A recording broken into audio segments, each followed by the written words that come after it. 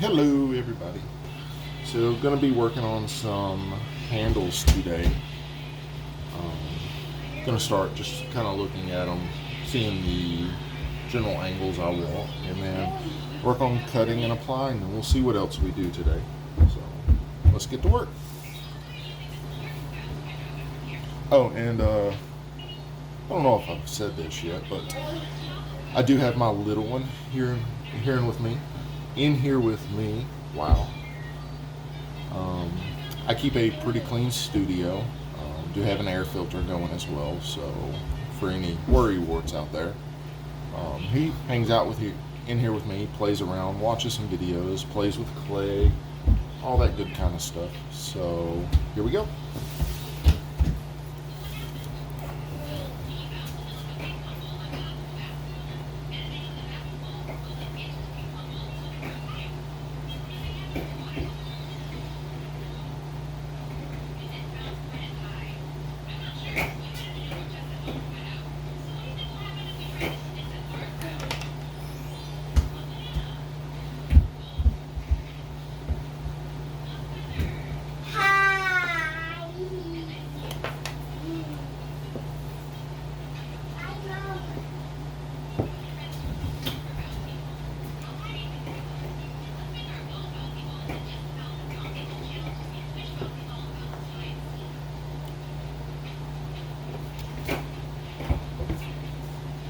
Come on, Mom.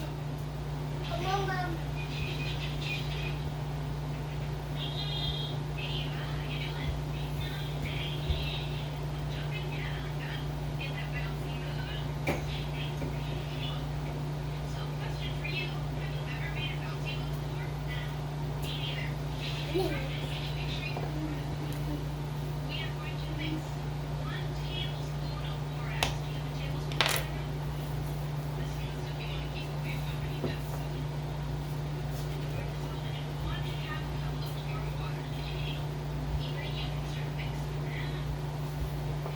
So, see, I'm just kind of curving it to the shape I want, and I keep slowly doing that just so I don't break it or break the clay. I keep compressing it over across the top until I get it right where I want to.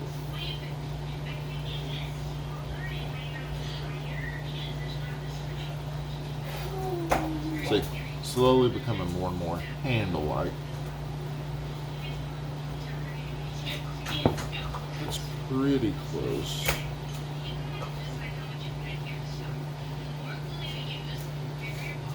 I like to get this nice half a heart shape.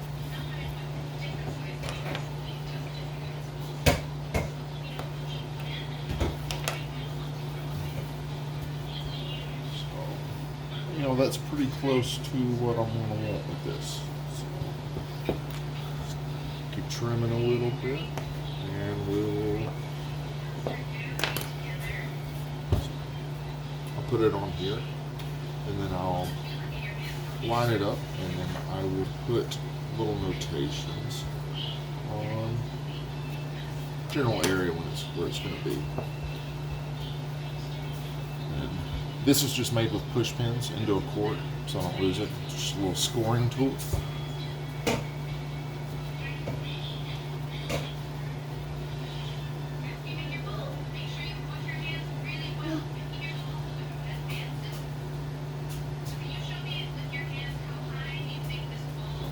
See what I did right there?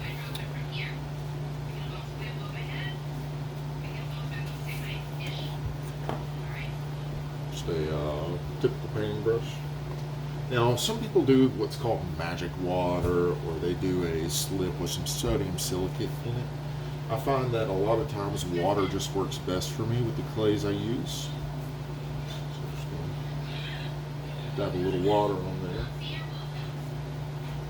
Let that sit for a second. We can score up this side.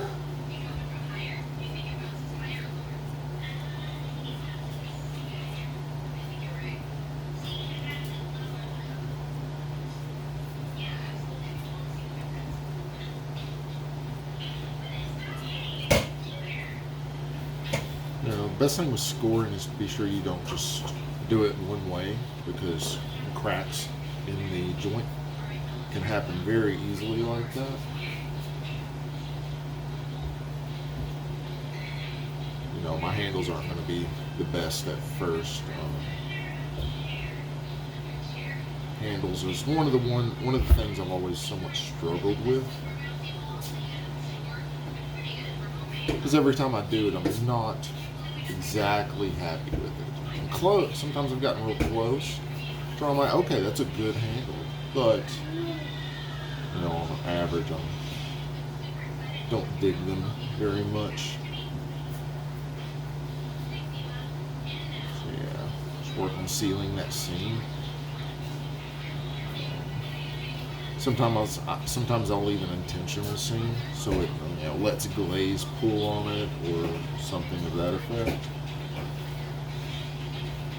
But I won't do that at first yet.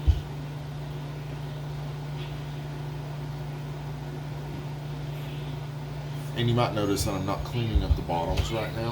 I will make my mark, which I just use a little something right now.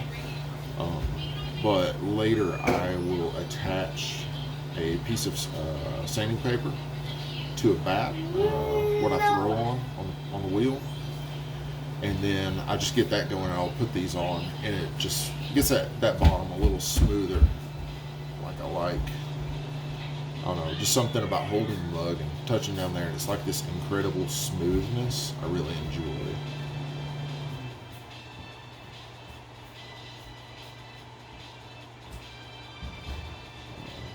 Kind of put my fingers in it to test. I know if it's a little tight on me, it's great for the average person, because I have big hands, giant hands, so long fingers. So I have to think about, the average sized person, what they'll enjoy as far as holding a mug. They're not going to want something that's going to just slosh coffee. They want a good tight grip, something that's comfortable. So yeah, just working on sealing those spots. I can always clean up a little extra later. But right now, this is what we want. So I know I don't really have a lot of viewers yet, but if anybody's watching, I know I could do cuts, and I will. I'll start editing videos a bit better, but right now I'm just kind of posting my process and how I work. So give me one moment. And we're back.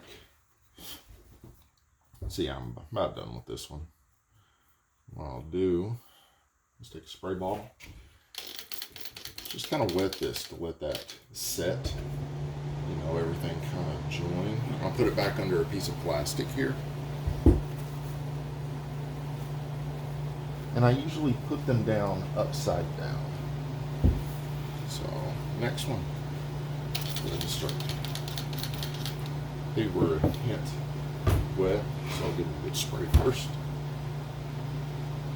And we'll continue working down the line here. So that first handle I extruded, it was a little dry because it was on the outside of where I had the plastic over it, but I think it still should work just fine. If it cracks, it cracks. Just getting back into the groove of things right now. Getting that muscle memory back, the attention to detail, all those good sorts of things.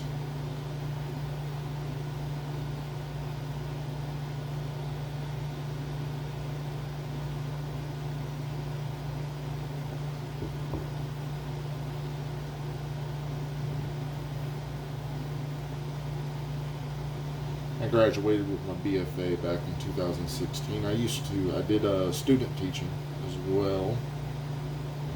Really enjoyed that. Just helping people out. And a lot of times it's just a matter of explaining it in different words or in a different way. And it was, I don't know. I always enjoyed, seeing somebody's eyes click, like you just explain it a different way, like I said, and they're like, okay, and they understand it, and they just go from there. It's just a, feel good experience.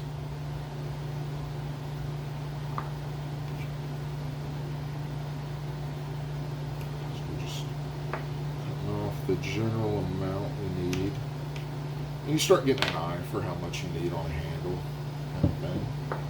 So we just need to keep working this, curving it around. Some people put their handles on super wet.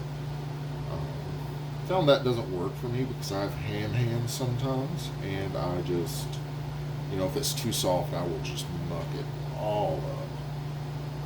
And we ain't trying to do that right now, are we? No, we are not.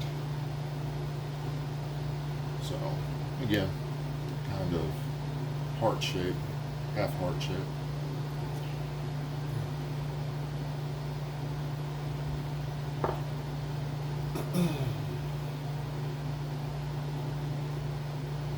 Line it up, get a good eye. It's vertical, and then we will do a little mark. A mark right there and there. Easy to smooth back out clay. We'll just start scoring again. So just do like crisscross patterns right here. I know this is basic stuff, but you never know who's watching, curious, all that sorts of thing. So I'll try to explain it the best I can. Go ahead and dip a little water in there.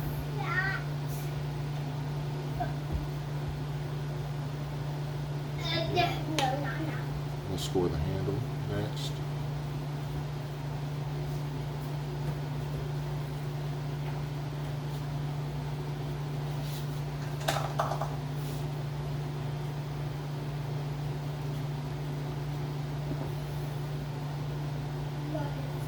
Now I don't wet this side ever. I just wet the cup, because when you wet this little section can get a little more soft and malleable, and then it could get shifted, pushed down, and then the aesthetic or whatever you're going for will not be as fine-tuned.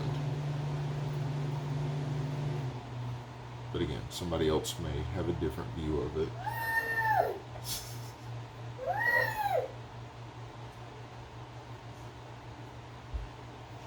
He's learning about elephants right now.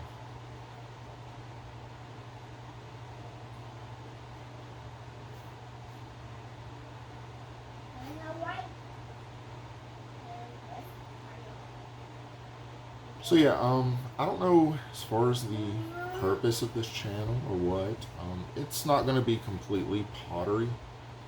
In fact, I foresee a good amount of it be some outdoors things. I go camping a lot. I go kayaking. Traveling, road trips a lot. I like quirky things. Love it, just experiencing the world, new things. Try to get out. It's healthy for me. Do some hiking. Yeah, stuff like that. Art museums. All kinds of stuff. And maybe I'll start filming those as well. Depends on how this goes.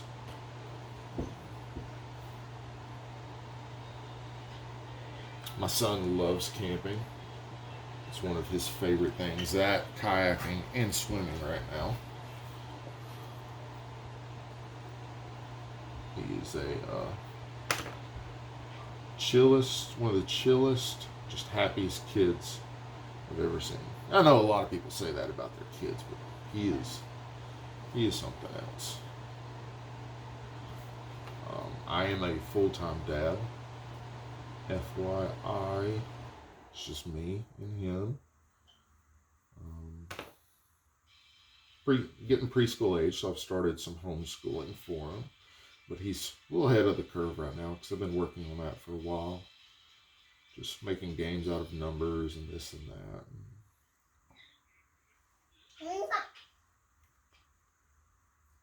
Watching mostly educational stuff. A lot of people say limit screen time with tablets and this and that. And I do limit the screen time. He gets a few hours a day. But I think it's important, especially in this day and age, to let your kids use those things because it's the future. You know, you want them to be comfortable with the technology that's going to be here and around for a very long, long time.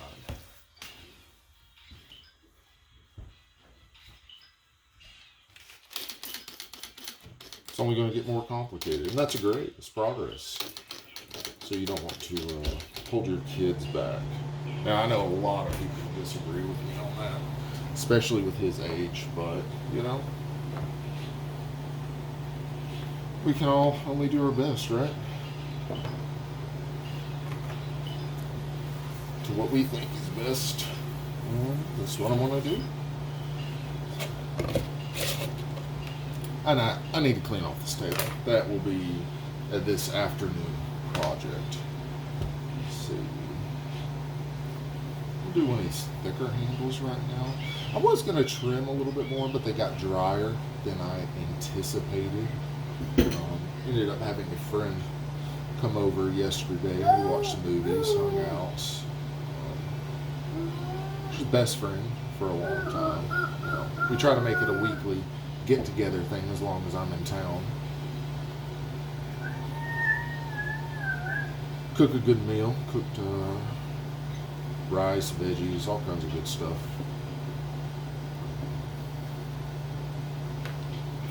Kind of hibachi style.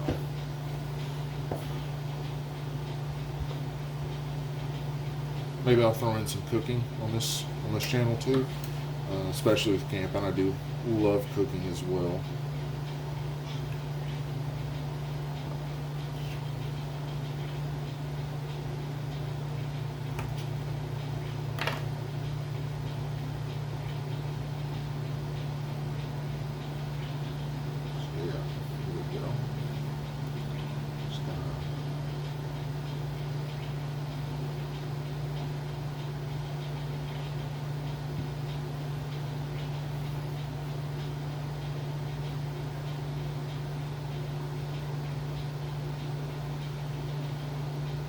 See that handle, I tried to fix it, but see that crack? It got a little too dry, and yeah, that's okay. Part of it. That's why you always make extras. That's why you always make extras when it comes to handles. You got 10 mugs, pull 15 handles, you know.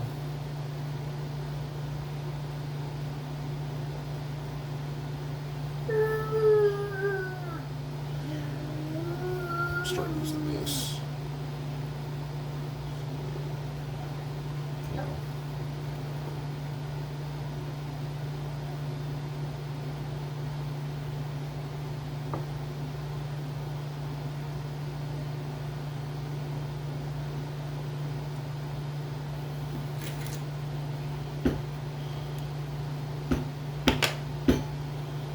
Just got some water over here, so I'm using it to wet it down a little bit, smooth out any spots there may be. Just getting it to where I like it again.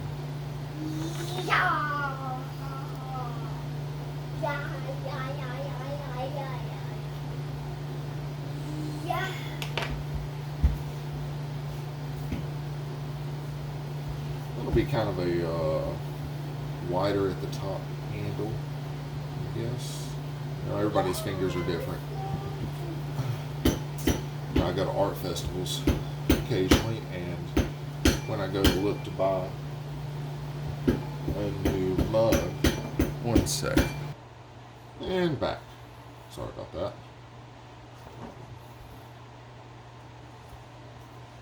I have other stuff, a couple other things going in here, so I have to check that real quick.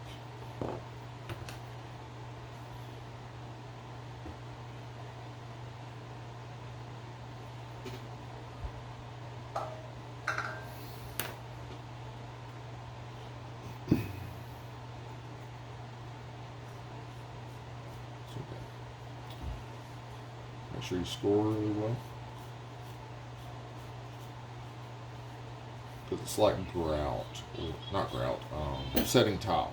The mortar below it, you don't want to just plop it in there, just have it one way. You kind of want to have it crisscross. That way it creates a better seal when both sides mesh together. Can't say I'm exactly happy with this handle, but you know, this is practice. Because I need to develop some. Well, I have a lot of glazes right now I need to get through, so it's going to be testing out some combinations of them. They are a little older, so some may have gone a little bad, but we'll see. With my pottery, right now I'm doing some functional work, but my main focus, I think, is going to be non-functional. I want to build a raku kiln. I did raku in college, and I absolutely loved it. Just the process, the near immediate results, all that kind of stuff. Some pit firing too, which we dug holes and did it in the ground in college, but I've seen some methods to where you can do it in a 50-gallon barrel. And so that's what I'm going to try next. And you just get some real interesting results. It's kind of beauty and chaos kind of thing.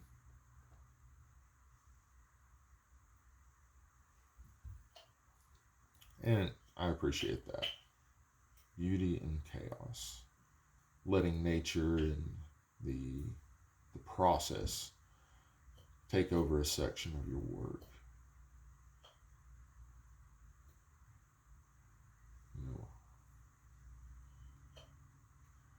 some intentionalness. I'm not sure if that's a word, but you know, intention and chaos, which may not make too much sense, but I don't know. I don't know. That's how I feel about it. It's how I can explain it.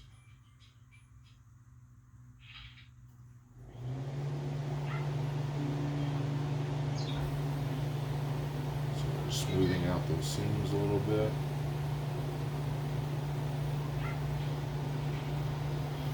See? So, you know, different hold. Different hold. You never know what people like.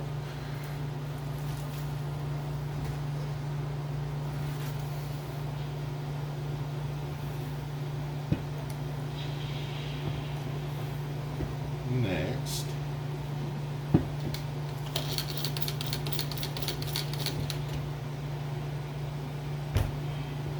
let's do one of these next.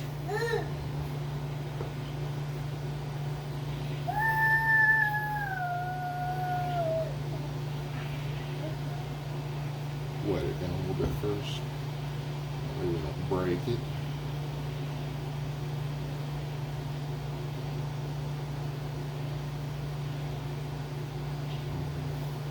Right now with throwing on the pottery wheel, see, that's already dry, broke off a little bit.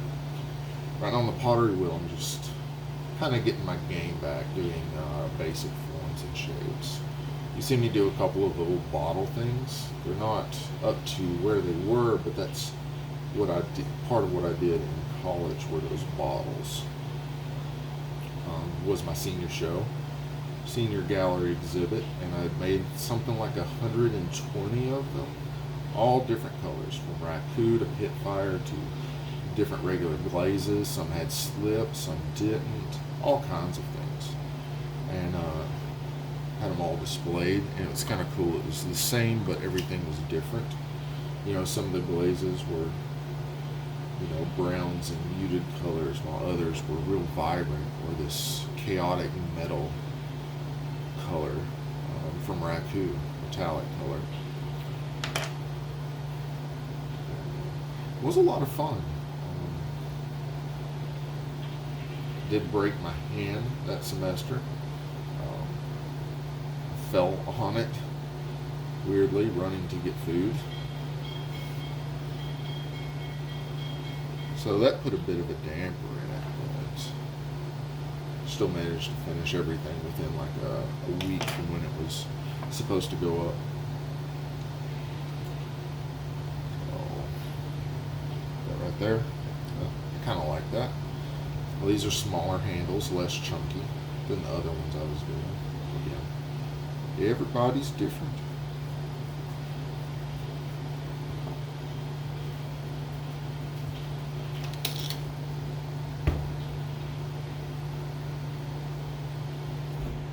Again, kind of get this where we want it. Make a marker to it. Make it back. Do a little scoring.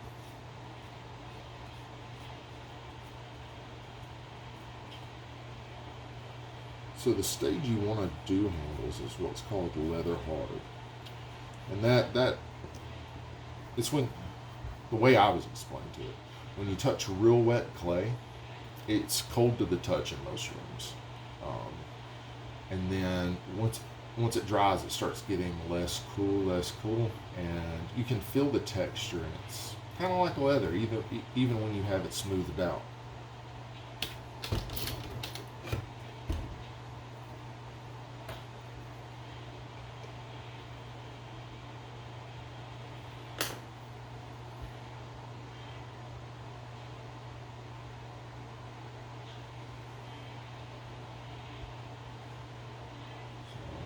Look at it from this angle, making sure the handle's straight.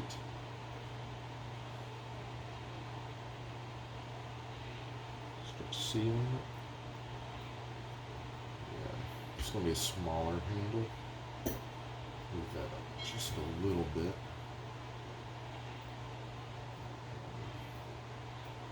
Just throwing straight if I could talk today. Just throwing some straight cylinder type things mostly. Like I said, I'll vary up style hopefully soon. Again, mostly practice, getting back into it.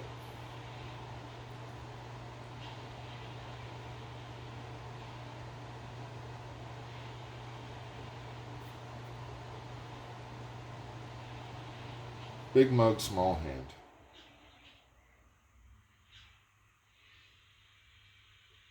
Push that in just a little bit, just to give it a little something.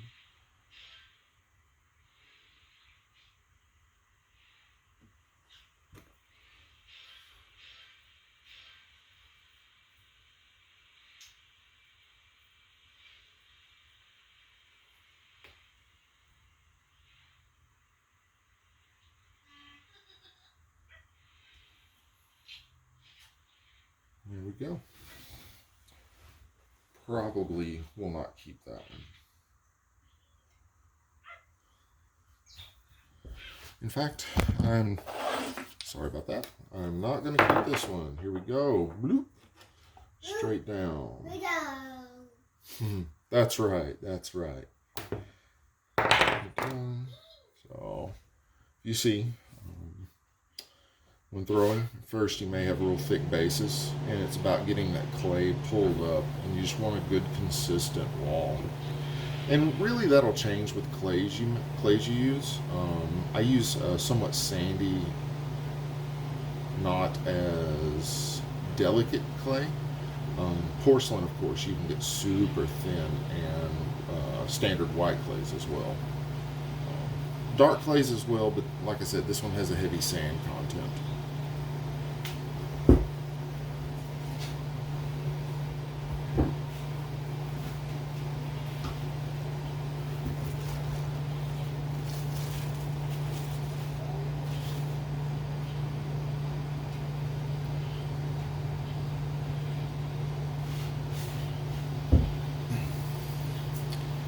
So this is a miniature version of that bottle I did the other day. Really don't know what I'm doing right now. I'm just gonna use this tool to scrape some clay off of it to see if change it up a little bit. I don't know. I did throw it a little thicker at the base so I could shape it later. Give it maybe a faceted look. I'll show you what that is. So facet is when you take a section of clay like that off.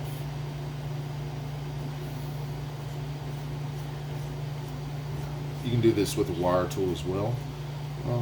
I just want to make it look a little rougher.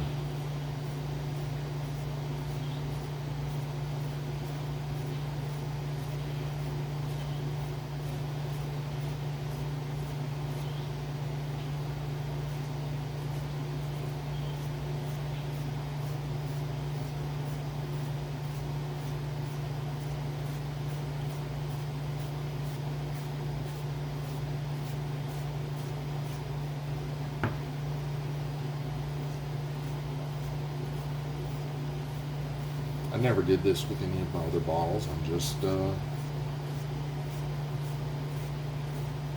to mix and match some techniques for a little while, just so I get that muscle memory back. So.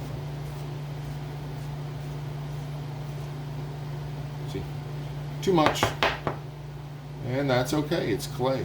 It can be wet down, redone, and it's okay. Nothing's wasted but time.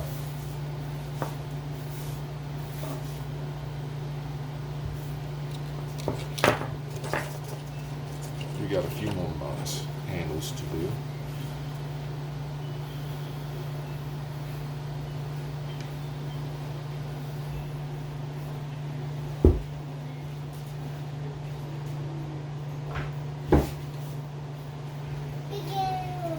So all this I'm just throwing in a 5-gallon bucket that's getting wet down, so I can mix it up, re-dry it out, and it'll be good workable clay.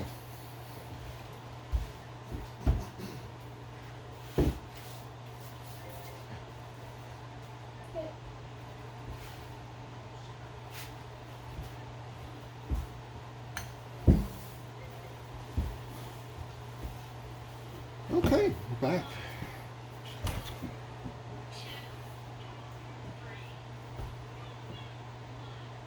So I'm just filling the inside, making sure I had that nice consistent wall. Flip that over. Okay, let's see.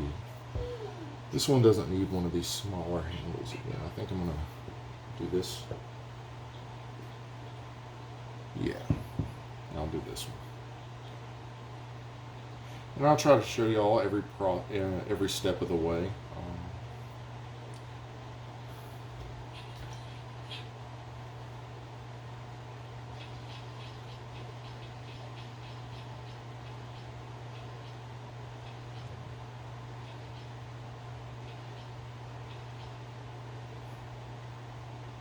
So just rubbing it, smoothing it out.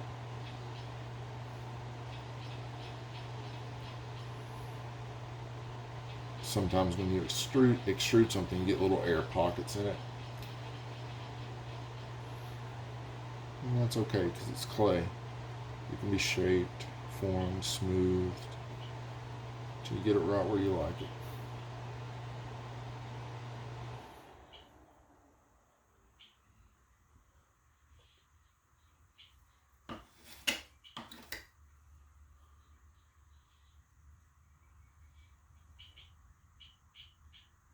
So come in, just cut it at an angle, like such.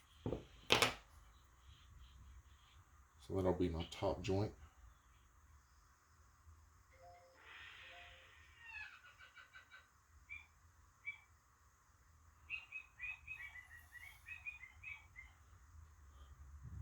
May even do some sculpture. We'll see. And with sculpture, it's about expression. It's about, sometimes you just make art for art's sake. And that's great. But sometimes you want to say something with an art piece. You want to talk about a subject. And I have a few things that I would love to get out. And it may even be therapeutic for me to kind of come to terms with things. We'll see. Do have a big road trip worked up for this coming year. Looking to relocate from where I am now.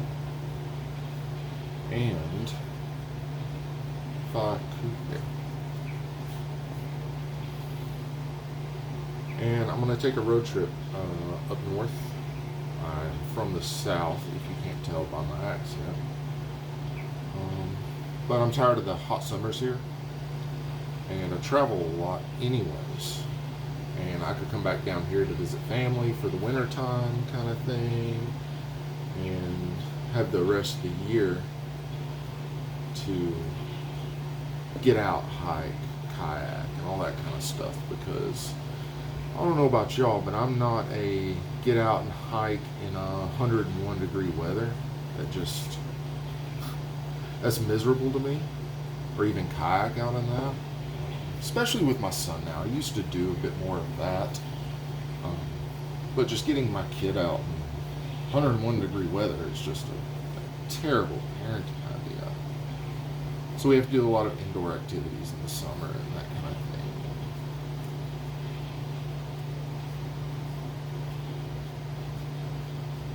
You know, more to experience than just that.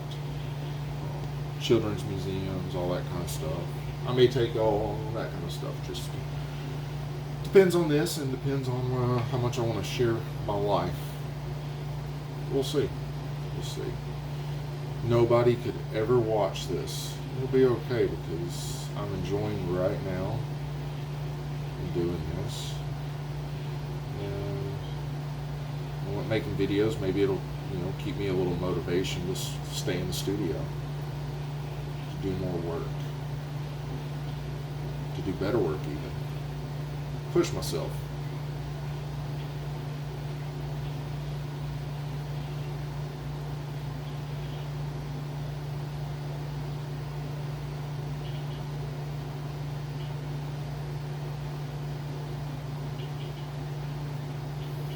If anybody has any recommendations or, as far as video content or length or anything, I know I'm posting some very long videos right now.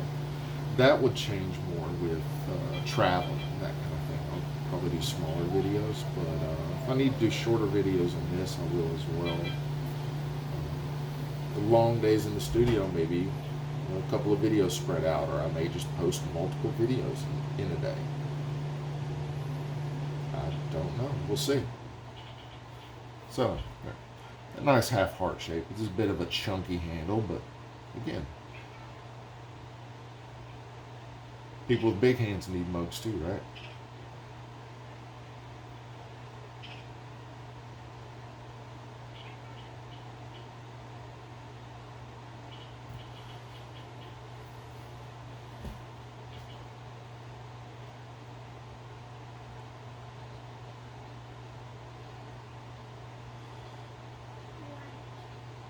My son right now likes to mimic me in here, which is great. I didn't discover art for myself until later on in life. I'm not an old fogey by any means, but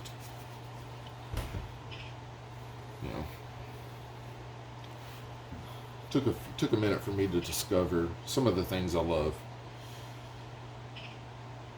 Okay.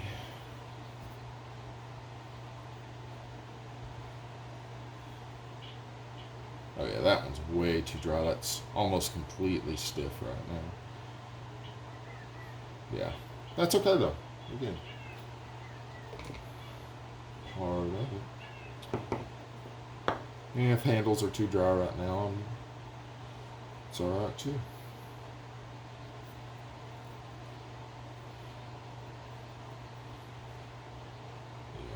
Yeah. So, that's enough for handles right now anyways. Not my most favorite thing to do in the studio. We'll see what these turn out with. They may be. Once all the shrinkage, this shrinks about 12% total. And it may be, good enough for a small drinking glass or something. That one. And this one. This one's a little shorter. This one could use some trimming off the bottom, but I may do that right now.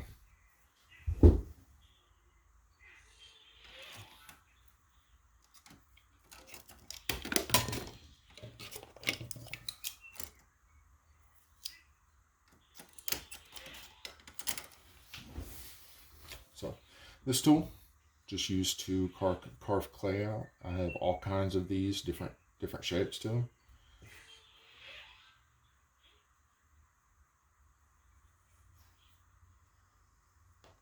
Most of the time I'll do this on the pottery wheel, the trimming aspect. But sometimes I'll just take a tool like this to create a more deep accented line. It's just real easy to do. You just keep the same pressure and just rotate. So you get to the other side, straighten the line out if you need to. The line is one of the aspects of design.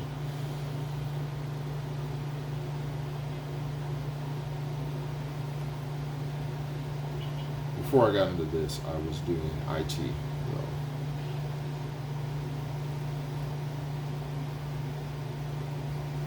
In particular, I did cybersecurity. Was the last thing I did. Got incredibly tired of sitting behind a desk, though, and somewhat early retirement in a way. You know, might talk about that later on. If people are curious.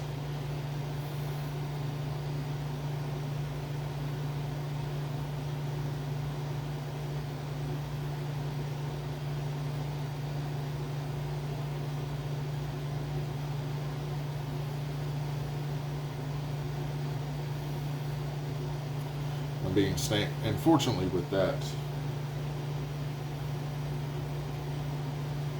little tidbit, I am able to stay at home with my son as a full-time father, which makes me incredibly happy. I do miss a bit of a typical job. I miss the purpose, the drive to it sometimes, but you know, being here and letting me be with my son and not have to, you know, pawn him off on a daycare or something means the world to me. So yeah, we'll sand that up later as well. Okay, small break, and then I'm going to get on the pottery wheel for a little bit. And I doubt I will do any more mugs right now, but we'll see what we do.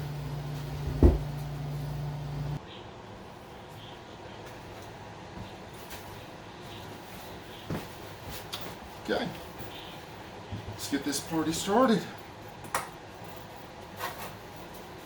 So this is called a bat. I mentioned it earlier about I'm gonna put a sanding disc right here, and that way I can spin it and just be able to put the pot down after it's fired the first time to really smooth it out. You can buy ones that have this diamond sandpaper in it that is the whole thing, but you can make them super cheap, super easily. But yeah, let's go.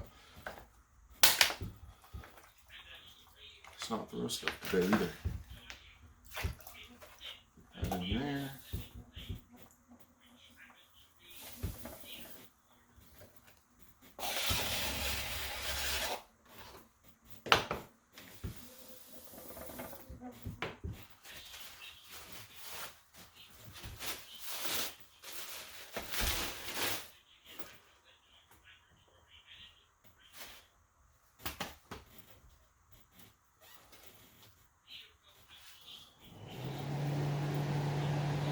What should we make?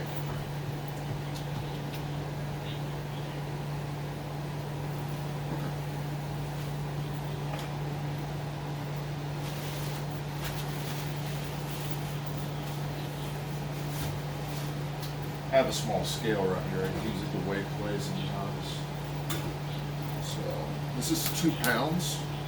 So what I'm going to do is I'm going to split it in half, and I'm going to make some spoon rests for the stove. Here in the next few days, maybe we'll start looking at doing some lidded jars and all that good kind of stuff. We'll see. A lot of people sketch out things they do before they throw them, but I've never been much of a sketcher. I do have some nerve damage that has made it worse. My handwriting is awful, but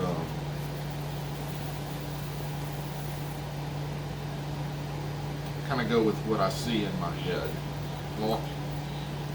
And once I get back doing more unique forms, I like to do just different things that I see in my head, see what works, see what doesn't.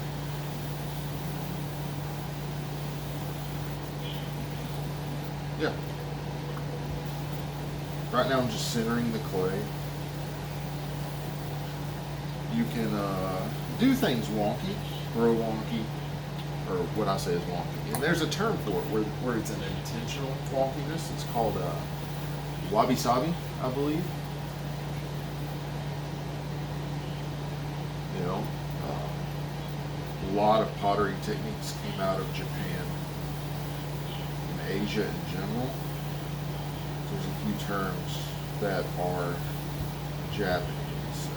Another one is kintsugi, I believe it is, and it's where it's beauty in broken things. Is that you may have something completely fired and then it breaks, or an heirloom that it breaks, and what they'll do is they'll go back in with a gold material and rejoin all those bits, and so you have these nice lines of gold where it is broken, and it creates a beauty to it in its own way.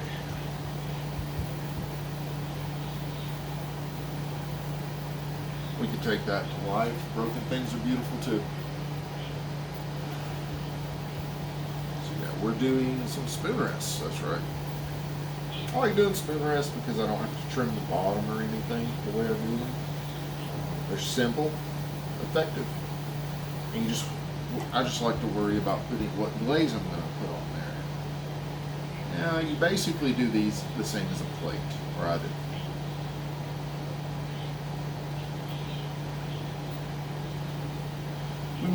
We'll do some plates one day, but they aren't big sellers if I go to sell these.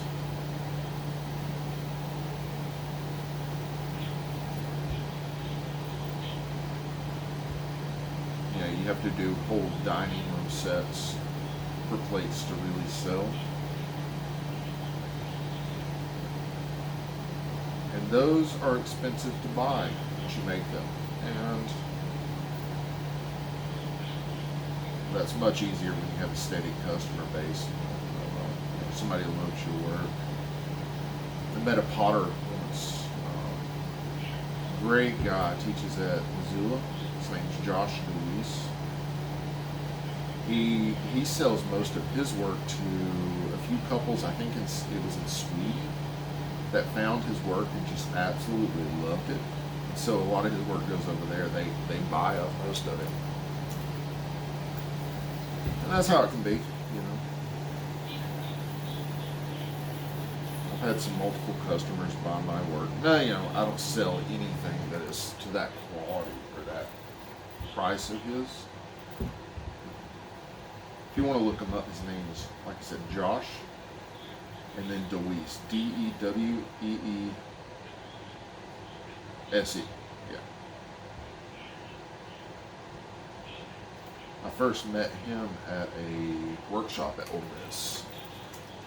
And then, again, we talked a good bit at the National Clay Conference in 2016.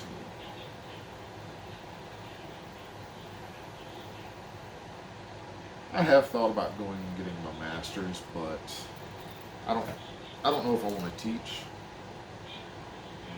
Part of me just wants to do gallery work right now. Not worry about festivals and where am I going to sell this and that. Worry about posting things to Etsy or whatever selling medium I use.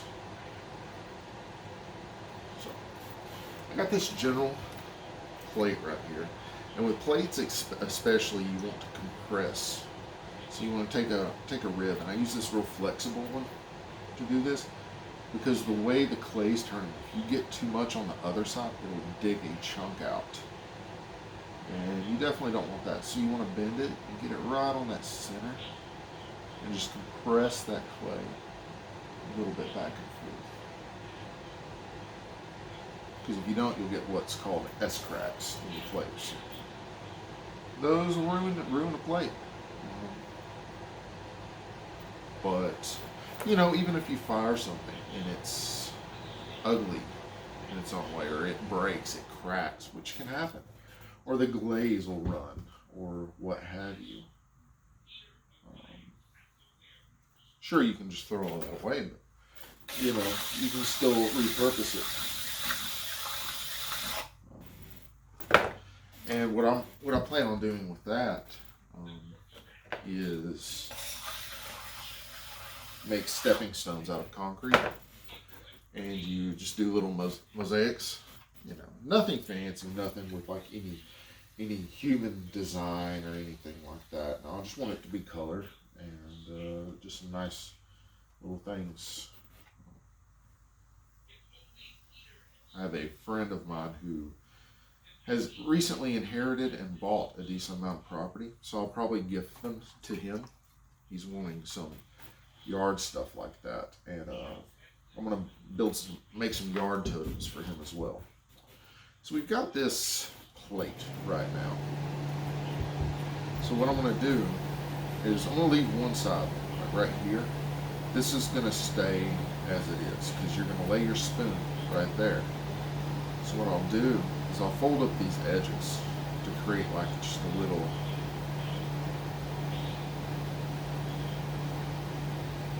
I don't know, to me it looks like a bit like a frog.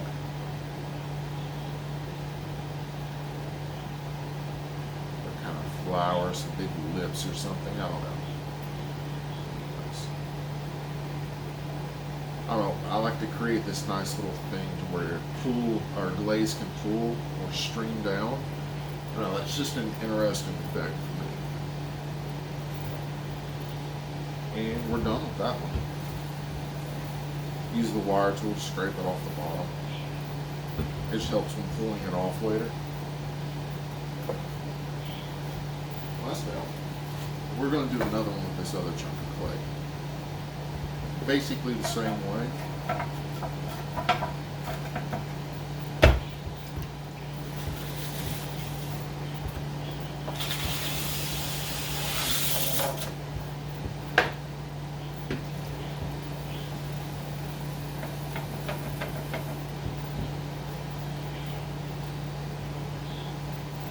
I'll try not to do too much variety per video as far as throwing, because I know some people may see a video like a spoon rest and I want to learn how to make that.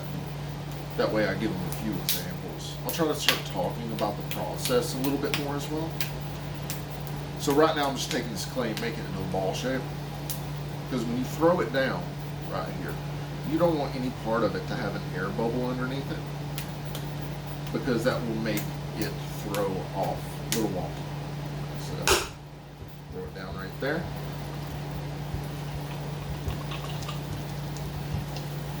And right now I'm working. The first little bit I just worry about sealing it to the bottom. You see it's just shaking a little bit, or at least you should be able to see that.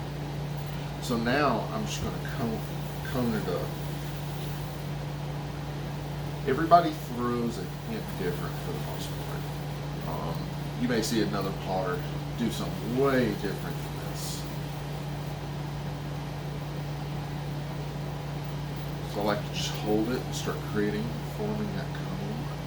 And a lot of times if you're too off right here, and you're like, man, I'm having issues. Once you have it coned up, take your fingers like this and just kind of dig in. Right? Try to hold them as steady as possible. So what it does is creates these kind of indentions, and it makes it a little easier to center. You just got to work it up and down a little bit. Alternating, pressing down with your fist, and then bringing that up and re-coning it out with your other hand.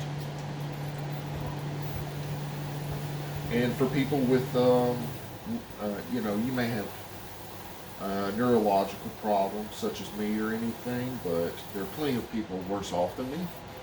And I know you lose hand strength sometimes with some disorders and injuries and this and that. And the hardest part on your hands usually about throwing is the centering point.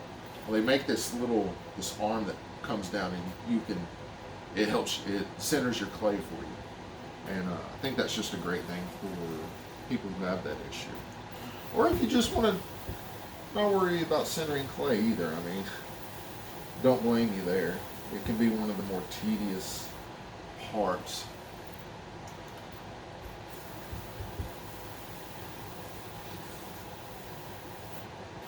Like I said before, this clay is really sandy. I've had this clay for a while also, for a couple of years now. I just haven't used it. It stays in bags, so it stays pretty moist. It developed so much mold in it, which is actually good. If you have clay and you let mold get into it, it helps it make it what's called more plastic, easier to manipulate, smoother to throw on the wheel. And that's what happened with this clay, is it just got real nice and moldy. You can do things to make your clay a little more plastic. You can add beer to it. I've personally never done that, but I was taught that you can add beer to it, and the yeast works with the clay and makes it more plastic. Now, you don't just take a bag and dump some beer in there. You have to mix the clay up with it a little bit.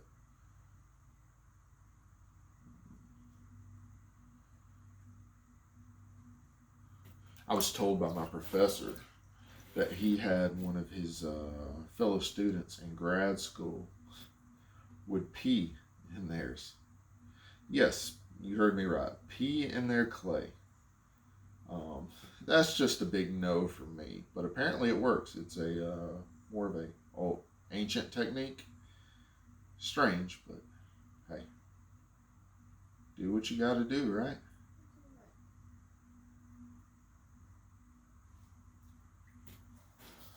Okay. So again, I'm going to come in here and I'm going to really compress.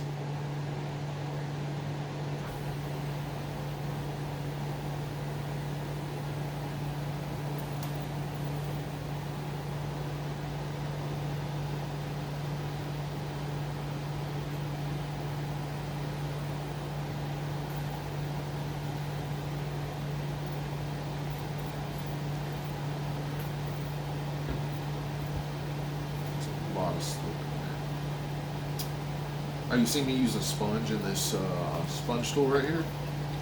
You don't want to let moisture sit down at the bottom, or else it's just going to make your clay really wet down there, obviously. So you want to just dry this out a little bit. Sometimes you'll see me use this, but I also use this. So, forget what this is called. I called it a chamois. Piece of soft felt-like material that I keep on a fishing bobber right here, and it works great just compressing that lip and making it a little smoother.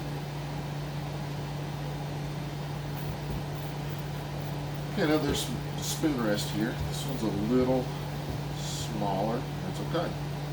People like different things. People have different size things. So, how do we want to do this one? Let's make it into a kind of a heart shape. How about that? So kind of just more delicate. Not really a heart, but you don't want to pinch it in too much right here. If it's a little higher lip, you want to push that down just a little bit, so it makes it an easier spot for your spatula to rest, or whatever you're cooking with. There we go. Now this is just a wood tool. I just go down here. I'll take that first little bit of clay off the bottom. It creates a little slanted edge to it. Not only does it allow me to pull it off the bat a little easier and be able to pull it off, get your wire tool underneath it, it also creates a nice little edge to where the glaze can get caught at the bottom and not go over the edge on the kiln shelf or anything. Because you don't want glaze dripping all over your kiln shelf. You have to grind it off or chip it off with a chisel. We'll go over that stuff more in detail when it comes time for firing.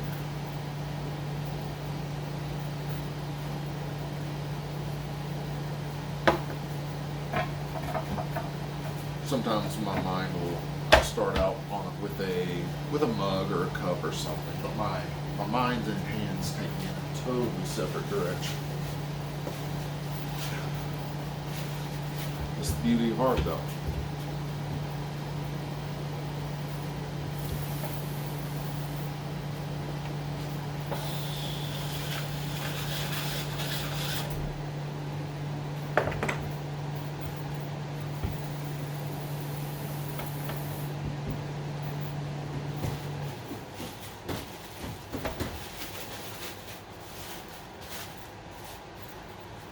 My son likes watching me.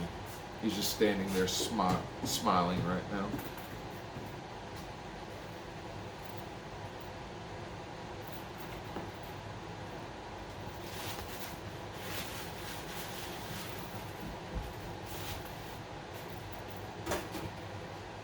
This is about a 3/4 pound ball.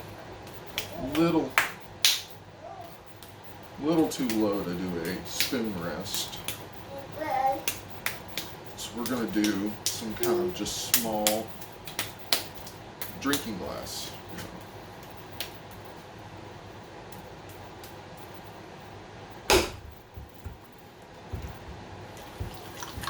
We're sealing that bottom. In the process, working that cone up as well.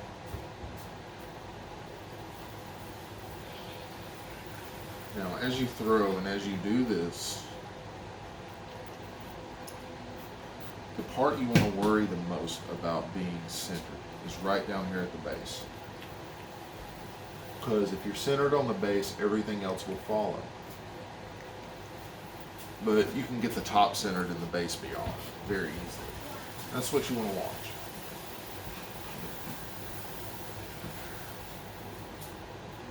And if you're having trouble seeing exactly where it is, you can take your finger and put it right on the edge of where that bottom is. I mean, you know, if it's not a perfect circle, it's going to attack you in some spots. But if it doesn't, it's just one smooth circle all around, you're centered. And you are good to go. Start throwing. So as you're centering your clay, you want to be at like 3/4 to full speed on your wheel. And then as you start throwing, you want to be a little bit below. Or as you start putting your finger down, you want to be around 3/4. And just slow as smooth as fast. Push down gradually. Why?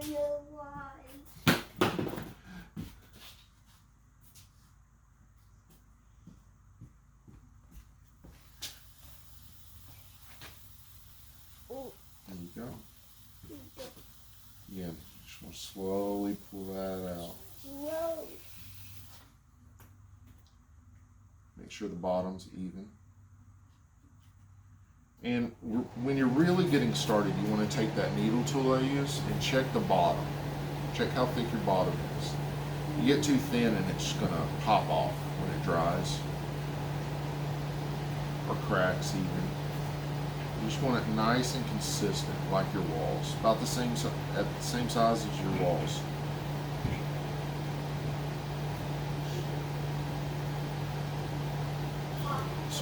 Probably be the last one we do today. So, you know, this one I'm going to just make kind of a drinking glass.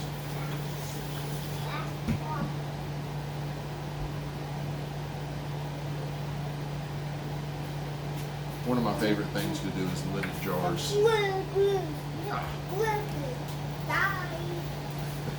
I'm sure you can hear him. He's got done playing with some of the clay.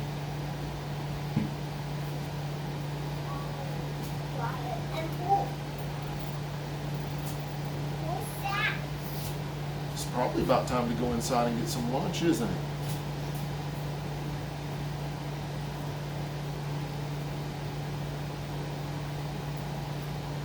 So yeah, I'm getting in the studio about an hour, a little over an hour each day. And I could be pulling 7-hour days if I wanted to in here right now, but that would just hurt my hands so bad.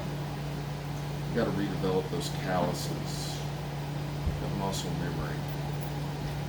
Especially with centering. If you start doing bigger things, it takes a lot of effort to get that clay centered. If you're not used to it, your hands will ache.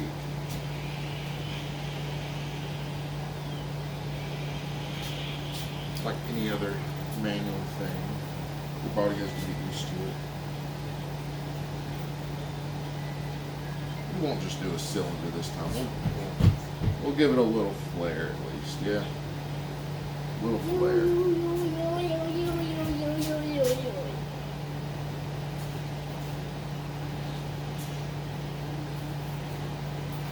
So, let's see here. Let's use this one.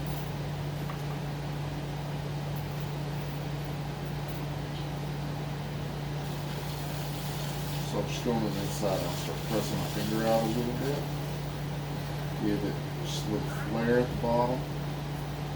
You'll see me call a lot of things flare. Just a little attitude. Sometimes a little funkiness. Everybody loves a little funk, right? So, I'll get started. I'll do something like this, and then maybe I change it up a little bit. Maybe I bring this in a little. So just get a little flare. Yeah. If you're using a design element like a line, sometimes you want to leave a funky line, sometimes you want to leave a nice, crisp little line. That's what I'm doing right here on this little part.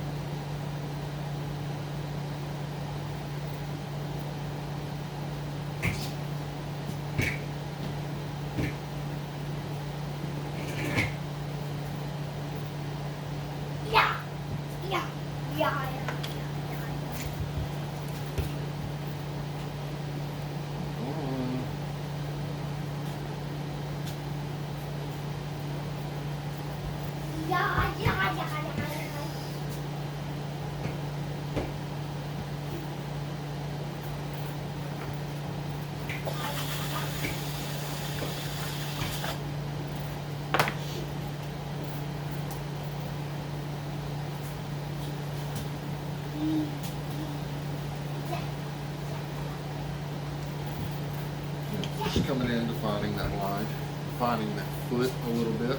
Oh, the foot is the very base of the clay. You may trim a foot, you may just form a foot. There may not be much of a foot, but still want to make it look nice. Whatever style you're going for. And that's about good right there. Like I said, clay shrinks about 12%, so I can feel right here and know this is going to be a pretty good sized cup. And I'm fairly happy with it right now. I define that foot so I can just come in here, use that wire tool, and there we go, just something simple. What's that? It's a cup. Alright, well, that's it for now. So we'll see y'all tomorrow. Good.